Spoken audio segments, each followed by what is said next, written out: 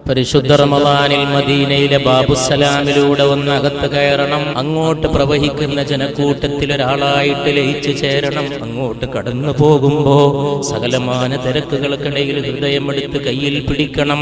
കൈകാലുകൾ തളർന്നു പോകും.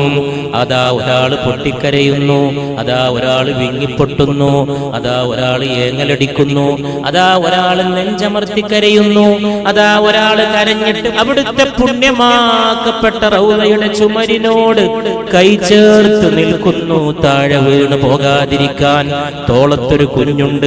കുഞ്ഞ് ബാപ്പാന്റെ കണ്ണിലേക്ക് നോക്കുന്നു. ആർക്ക് വേണ്ടി എന്റെ ഉപ്പ നിങ്ങൾ കരയുന്നു? 1500 കൊല്ലം മുമ്പ് വിട പറഞ്ഞ കണ്ണുകൊണ്ട് കാണാത്ത വസന്തമേ, കാതുകൊണ്ട് കേൾക്കാത്ത വസന്തമേ, അങ്ങേക്ക് വേണ്ടി കോടാനുകോടി കരഞ്ഞ മദീന പട്ടണത്തിൽ, അതിന്റെ മുമ്പുള്ള മക്ക പട്ടണത്തിൽ, കഅബയുടെ മന്ദിരത്തിൽ ഞങ്ങളെ എത്തിക്കേണമേ അല്ലാഹ്, ആവർത്തിച്ച് എത്തിക്കേണമേ അല്ലാഹ്.